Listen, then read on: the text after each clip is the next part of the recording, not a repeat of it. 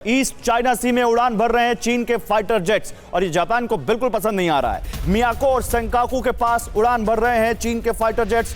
Chinese military action से खतरे में दुनिया की सुरक्षा है और ये लगातार इसलिए भी कहा जा रहा है क्योंकि चाइना का जो एक्सपेंशनिस्ट रुख है वो दुनिया के कई देशों को परेशान कर रहा है, खासकर चाइना के आसपास के देशों को परेशान कर रहा है। और ईस्ट चाइना सी में जब क्वाड की मीटिंग चल रही थी तब भी जापान के पीएम ने कहा था कि साउथ चाइना सी में तो पूरे साउथ चाइना सी पर अपना कब्जा जमाता ही है चीन। और चीन ने बड़ी स्ट्रैटेजिकली उसके लिए आइलैंड्स पर कब्जा करके उस साउथ चाइना सी के बहुत बड़ी टेरिटरी को अपना बता दिया है, लेकिन ईस्ट चाइना सी के पास भी वो पहुंच रहा है। सवाल ये है कि क्या ये दूसरे देश बर्दाश्त करेंगे। मैं यहां पर जाना चाहता हूं, इस वक्त हमारे साथ जुड़े हुए हैं captain Shyam Kumar ji. Captain Shyam Kumar sir, आप नेवी को सी को बहुत अच्छे से समझते हैं, या कहें कि ब्लू बैटल ग्राउंड को बहुत अच्छे से समझते हैं। सर, ये ईस्ट चाइना सी पे अभी क्या फिशिंग ही एक मुद्दा है जिसकी वजह से चीन अपने फाइटर जेट्स को, ट्रेड ही एक मुद्दा है,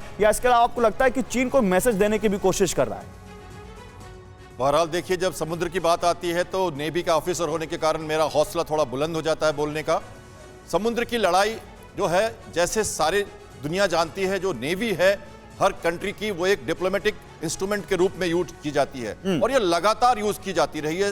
ये इसका एक ऐतिहासिक महत्व भी है। और आज जब हम बात कर रहे हैं समुद्री लड़ाई की, तो सबको ये जानकारी है कि जब लैंड पे वार होती है तो लिमिटेड पॉकेट में होती है, और अगर एयर वॉरफेयर उसमें यूज किया जाता है तो एक्सपेंशन होता है, और जब वार बड़ी होती है तो समुद्र में जाती है। आज की जो हम चर्चा कर रहे हैं, शायद हम इसी बात पे कर रहे हैं क्योंकि हमें चारों तरफ समुद्र घेर रहा है और चारों तरफ से शिप्स घेर रहे हैं। चाइना की जो एक्सपेंशनिज्म है वो इंडियन ओशन में, क्योंकि भारत, ये हिंद महासागर क्या हिंद का रह गया है, एक बड़ा क्वेश्चन उठ रहा है। तो आज क्वाड जो एक कहने को तो ये मिलिट्री अलायंस नहीं है, लेकिन मैं इसको पूरी तरह से टैसिट मिलिट्री अलायंस मानता हूं, और इसलिए कि ये भारत और अमेरिका मालाबार एक्सरसाइज के रूप में ही इसको शुरू किया गया था। बाद में ऑस्ट्रेलिया ने बैकअप किया, जापान ने बैकअप किया, टूट गया, फिर सुनामी में शुरू हुआ और 2017 में इसको फिर से एनर्जाइज किया गया। और आप देखिए कि लास्ट 3 सालों में लगातार लेकिन एक सवाल है कैप्टन श्याम कुमार, क्वाड को आप ताइवान से कैसे जोड़ सकते हैं? क्या ताइवान में भी क्वाड कोई रोल प्ले कर सकता है? छोटा सा जवाब।